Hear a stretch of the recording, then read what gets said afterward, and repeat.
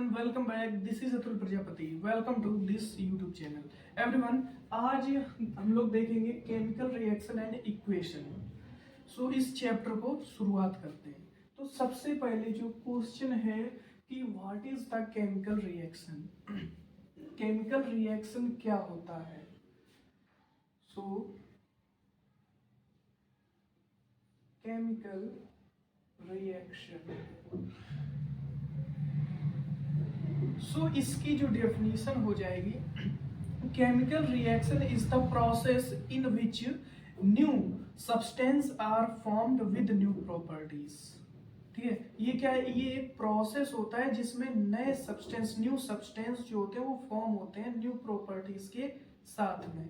Definition हो जाएगी कि it is a process in which new substance formed with new properties.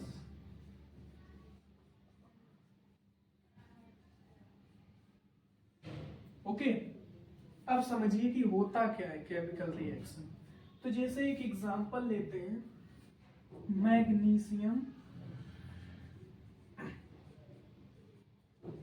को react कराया ऑक्सीजन के साथ में, तो फॉर्म कर देगा मैग्नीशियम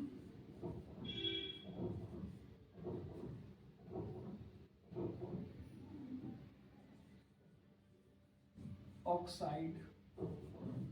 ठीक है, तो ये क्या हुआ, एक रिएक्शन हुई कि मैग्नीशियम को ऑक्सीजन के साथ जब रिएक्ट कराया तो मैग्नीशियम ऑक्साइड बना दिया. अब समझिएगा कि जो ये वाला पार्ट होता है इतना, इस पार्ट को बोला जाता है reactant.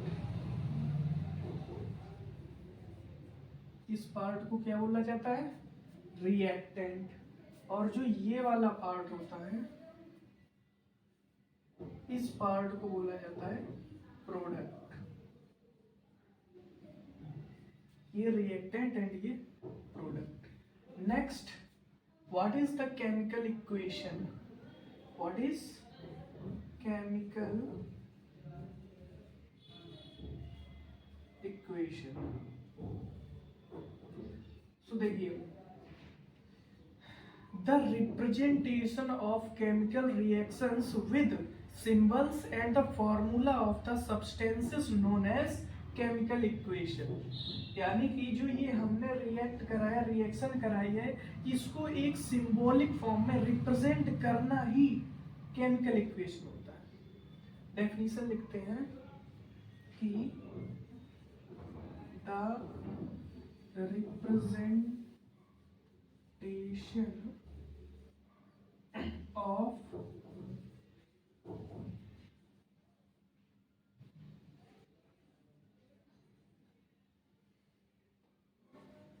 with the help of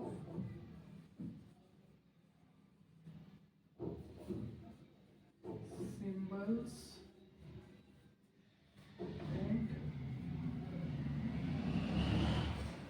formula of substances. Okay, the representation of chemical reaction with the help of symbols and formulae of the substances known as chemical equation. अब समझते हैं है क्या केमिकल इक्वेशन.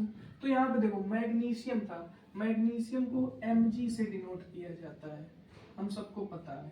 इसके बाद में दिया है ऑक्सीजन, ऑक्सीजन को O2 से. तो जब मैग्नीशियम ऑक्सीजन रिएक्ट करते हैं तो क्या बनाते हैं, मैग्नीशियम ऑक्साइड बनाते हैं. तो ये क्या हो गया, सिंबॉलिक फॉर्म में रिप्रेजेंट कर दिया. तो ये बन गई केमिकल इक्वेशन. और ये वाला पार्ट रिएक्टेंट हो गया और ये वाला प्रोडक्ट हो गया. आई होप आपको केमिकल रिएक्शन एंड इक्वेशन समझ में आया होगा. चलिए अब आगे देखते हैं characteristic of chemical reaction. So अब देखते हैं characteristics of chemical reactions.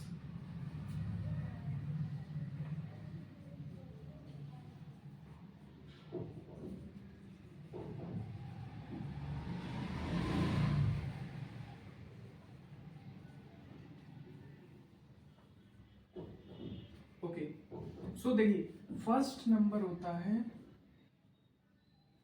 Change in colour, और क्या होता है चेंज इन टेम्परेचर, और क्या हो सकता है change in state,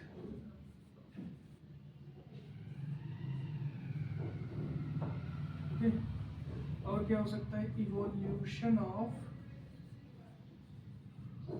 gases,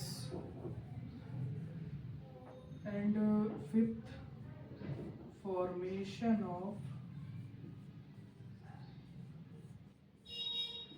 precipitation. ये 5 जो है कैरेक्टर होते हैं कि यानी कि जब केमिकल रिएक्शन होगी तो उसका कलर चेंज हो सकता है, टेम्परेचर जो है वो चेंज हो सकता है यानी इंक्रीज भी हो सकता है और कम भी हो सकता है। इसके बाद स्टेट में भी चेंज हो सकती है ना, जैसे सॉलिड है तो वो लिक्विड हो सकता है या गैस भी बन सकता है। फिर क्या है इवोल्यूशन ऑफ गैसेस, गैस भी इवॉल्व हो सकती है उसमें, और फॉर्मेशन ऑफ प्रेसिपिटेशन यानी कि जो प्रेसिपिटेशन होता है वो भी फॉर्म हो सकता है। तो ये 5 चीजें होती हैं, कैरेक्टर होते हैं, ठीक है।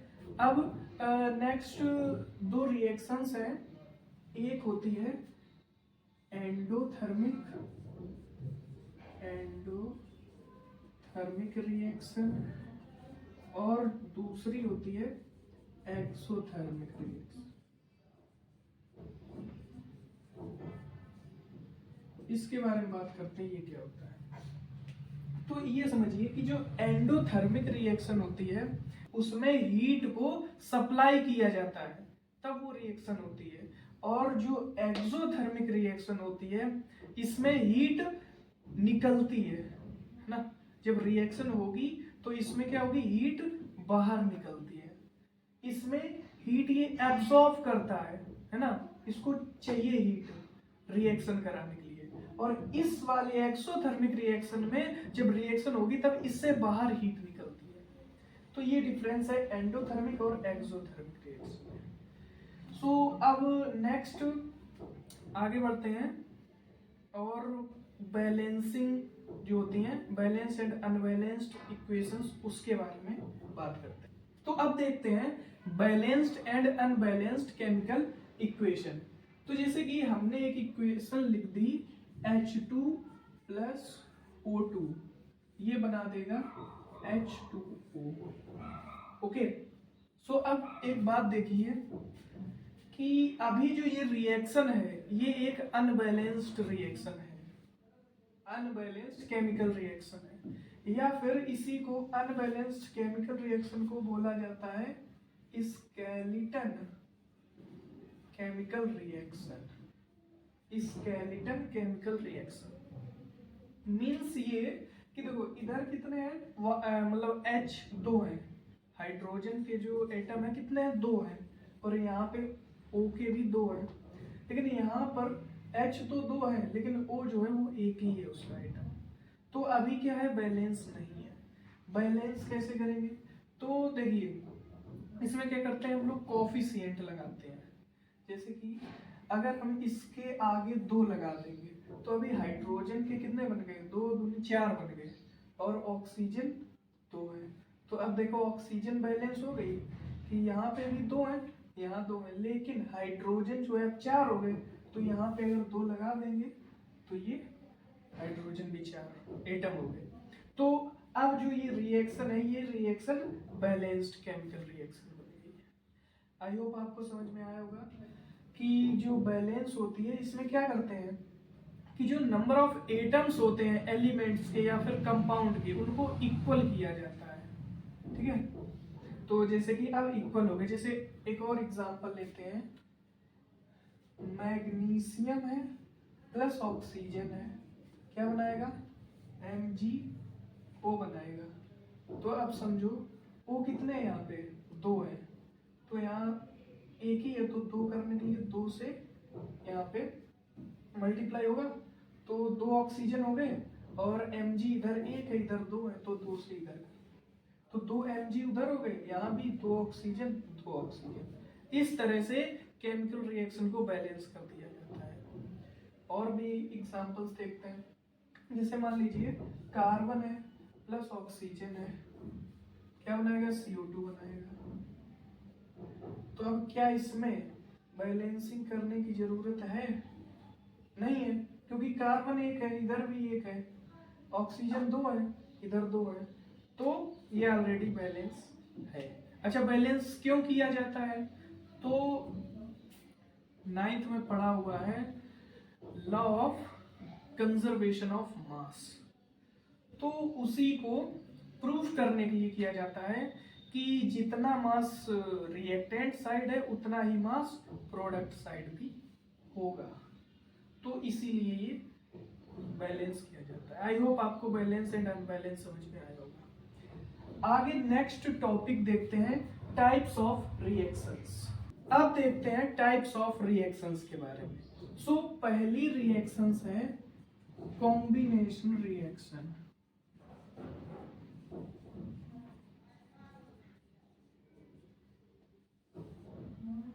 कॉम्बिनेशन रिएक्शन, इसमें क्या होता है, combination reaction are those reactions in which 2 or more compounds or element are compound and form a single substance or compound is known as combination reaction। अब समझिए, इसका एग्जांपल देखते हैं, जैसे H2 को मिलाया O2 के साथ, तो क्या बना देगा, H2O बना दिया।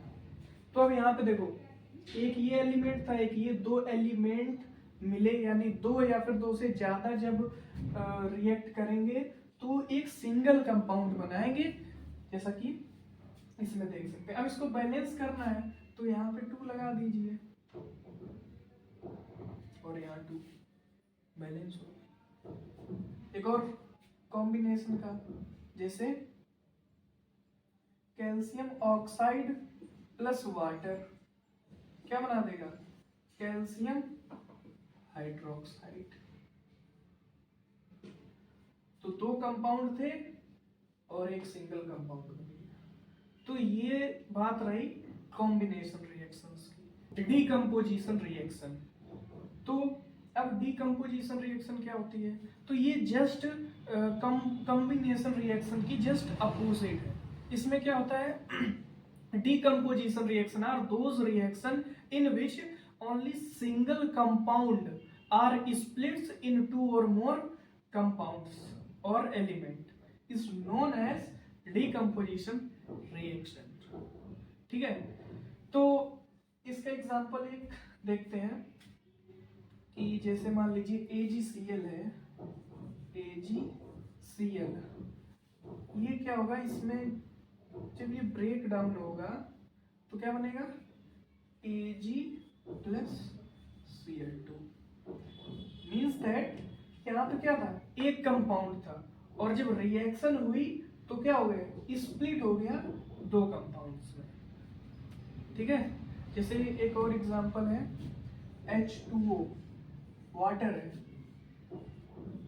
ये जब स्प्लिट होगा तो H2 बनेगा प्लस O2, एक ये रिएक्शन होगी। वाटर था एक सिंगल कंपाउंड, H2 में और O2 में टूट गया। एक और एग्जांपल देखते हैं, कैल्शियम कार्बोनेट, CaCO3 था, रिएक्शन हुई calcium oxide plus carbon dioxide, एक कंपाउंड था और वो टूट गया किसमें, 2 कंपाउंड्स में।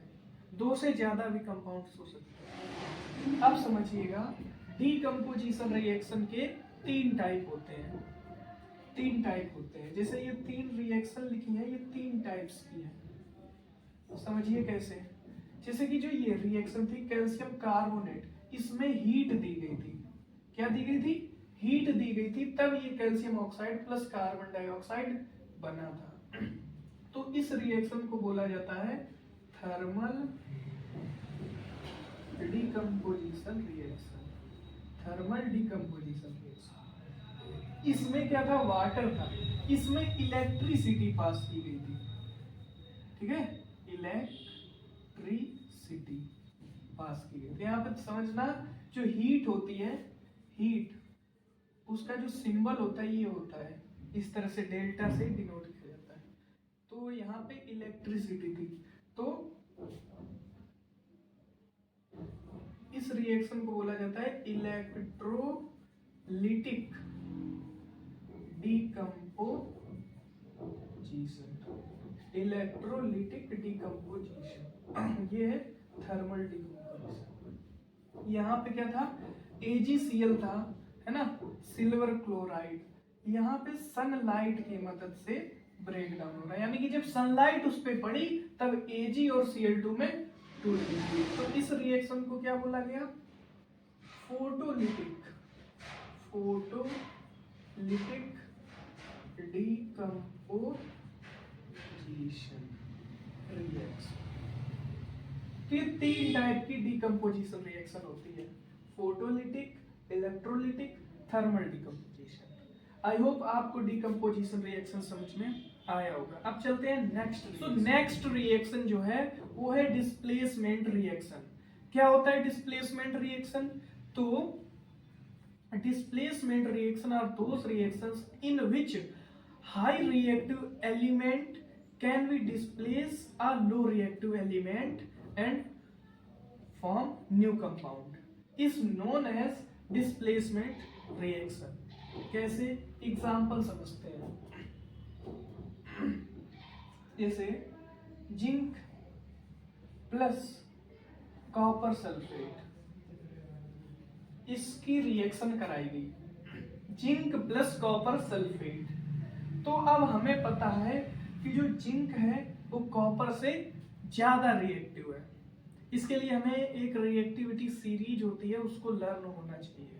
तो उसमें हमें पता चलता है कि जो जिंक है वो ज्यादा रिएक्टिव है देन कॉपर से। जैसे कि मैं लिख देता हूं सीरीज को,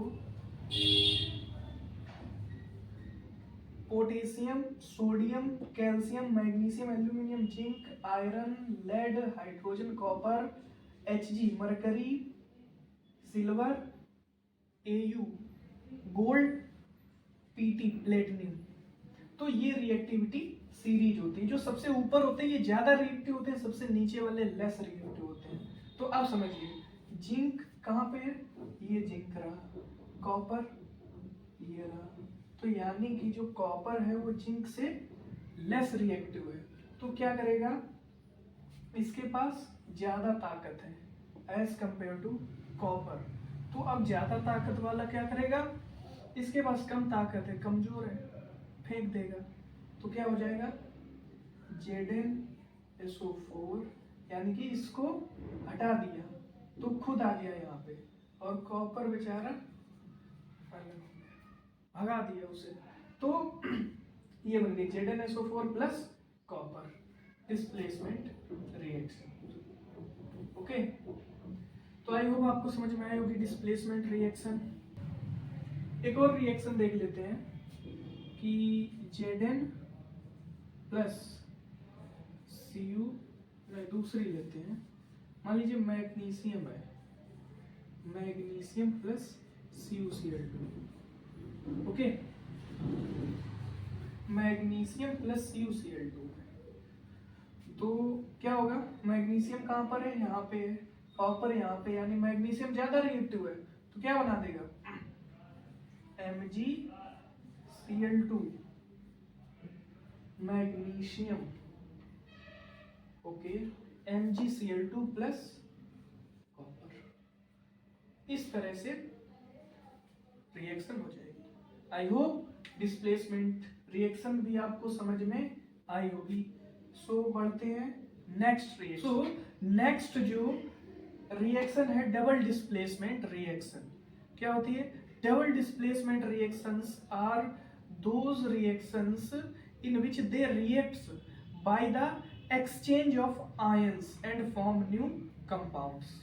यानी कि ऐसे दो कंपाउंड होते हैं, है ना, जो रिएक्ट करते हैं bye the exchange of ions. उसमें क्या होता है? आयंस का एक्सचेंज होता है, तब क्या बनती है? दो नए कंपाउंड बनते हैं। ठीक है, क्या बनते हैं? नए कंपाउंड बनते हैं। जैसे कि PbNO3 का होल ट्वाइस यानी लेड नाइट्रेट प्लस Ki यानी पोटेशियम आयोडाइड, जब इसको रिएक्ट कराया गया, ठीक है, तो क्या बना देगा? अब समझना, जो लेड होती है इसके पास जो वैलेंस इलेक्ट्रॉन होते हैं वो होते हैं, यानी चार्ज जो होता है वो +2 का होता है। NO3 के पास -1 का, K के पास +1, I के पास -1। अब एक बात ध्यान रखना कि जो आयंस का एक्सचेंज होता है वो पॉजिटिव नेगेटिव के साथ पॉजिटिव नेगेटिव, यानी कि जो आयंस को एक्सचेंज करेंगे वो पॉजिटिव वाला नेगेटिव के साथ पॉजिटिव नेगेटिव, समझिएगा। जैसे कि 9th में आपने सीखा होगा केमिकल कंपाउंड बनाना। जैसे यहाँ पे Pb+ का है, तो जब प्लस का है तो उसके साथ जो कंपाउंड बनेगा दूसरा वाला वो माइनस का होना चाहिए। तो ये वाला है दूसरा जो है वो माइनस का, तो हमने लिया एक तरफ Pb एक तरफ I।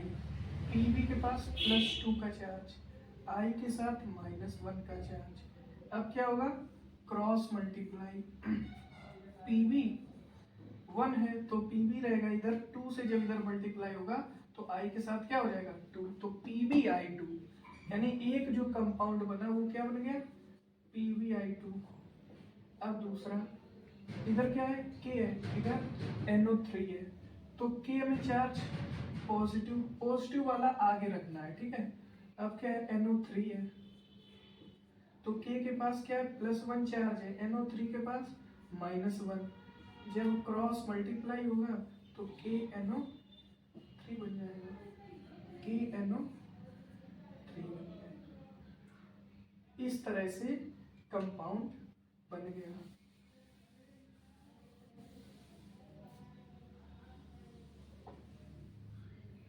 जो मेन रिएक्शन है वो ये आ गई कि PbNO3 का होल ट्वाइस यानी lead nitrate plus potassium iodide जब रिएक्ट किए तो lead iodide plus potassium nitrate बना दिया। आई होप आपको ये रिएक्शन भी समझ में आई होगी। चलते हैं नेक्स्ट रिएक्शन। सो नेक्स्ट जो रिएक्शन है वो है रेडॉक्स रिएक्शन। इसमें क्या होता है? तो जो रेडॉक्स वर्ड है ये दो शब्दों से मिलकर के बना हुआ है। कैसे? तो जो रेड है इसका मतलब है रिडक्शन, रिडक्शन, और जो ऑक्स लिखा है इसका मतलब है ऑक्सीडेशन। ठीक है, तो दो रिएक्शन निकल के आ रहे हैं, रिडक्शन एंड ऑक्सीडेशन। अब समझते हैं कि ये रिडक्शन क्या होता है और ऑक्सीडेशन क्या होता है। तो एक तरफ लिखते हैं रिडक्शन, अदर साइड ऑक्सीडेशन।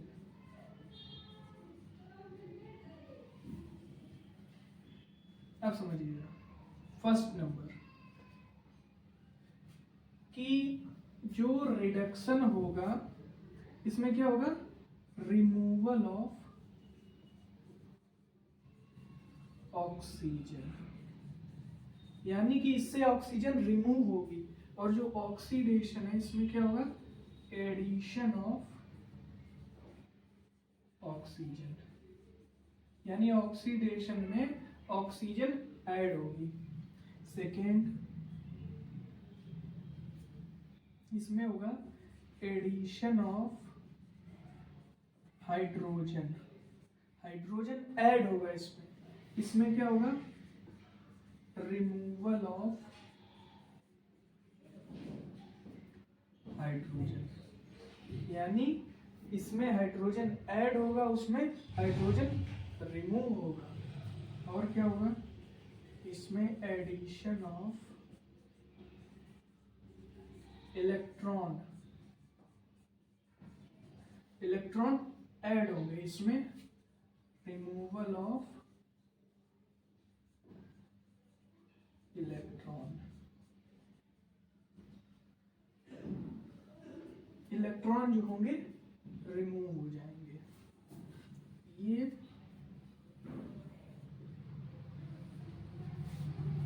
चीजें हैं, समझ रहे हो कि इसमें removal of oxygen, addition of hydrogen, addition of electron, इसमें addition of oxygen, removal of hydrogen, removal of electron, इतनी बातें हैं रिडक्शन एंड ऑक्सीडेशन। अब इसका एक एग्जाम्पल समझते हैं। जैसे कि कॉपर ऑक्साइड था प्लस वाटर, कॉपर ऑक्साइड को वाटर के साथ में रिएक्ट कराया, क्या बना देगा, copper plus H2O, copper plus H2O बना देगा। अब समझिएगा कि पहले क्या था, इसमें ऑक्सीजन जो था जुड़ा हुआ था, समझो जरा, ऑक्सीजन क्या था पहले इसमें जुड़ा हुआ था। जब रिएक्शन हुई तो क्या हुआ, इससे ऑक्सीजन हट गया, इसमें क्या हो रहा है, रिमूवल ऑफ ऑक्सीजन। देखो पहले ऑक्सीजन था लेकिन अब क्या हुआ, हट गया इससे ऑक्सीजन, तो क्या हुआ, removal of oxygen. Removal of oxygen कहाँ है, यहाँ पे है, यानी कि इसके साथ क्या हुआ, रिडक्शन। तो रिडक्शन की बात करें अगर, तो रिडक्शन हुआ है कॉपर ऑक्साइड में। ऑक्सीडेशन किस में हुआ है, ऑक्सीडेशन किस में हुआ है, तो देखिए इसमें क्या हुआ, एडिशन ऑफ ऑक्सीजन, जो H2O है यानी कि H2 जो था इसमें ऑक्सीजन ऐड हो गया, addition of oxygen.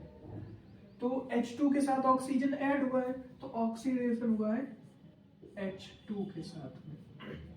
I hope आपको रिडक्शन ऑक्सीडेशन समझ में आया होगा कि ऑक्सीजन इसमें ऐड हो रही है, देखो तो ये ऑक्सीडेशन हो गया और इससे क्या थी, हट गई है, तो इसमें रिडक्शन हो गया है।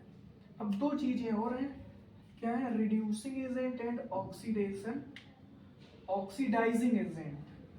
तो ये क्या होता है, तो इतना समझ लीजिए कि जिसमें रिडक्शन होगा, जिसमें रिडक्शन होगा वो ऑक्सीडाइजिंग एजेंट होगा, और जिसमें ऑक्सीडेशन होगा वो रिड्यूसिंग एजेंट होगा। जैसे कि इस वाले में क्या हो रहा था, रिडक्शन हो रहा था, तो ये हो जाएगा ऑक्सीडाइजिंग, ऑक्सीडाइजिंग एजेंट,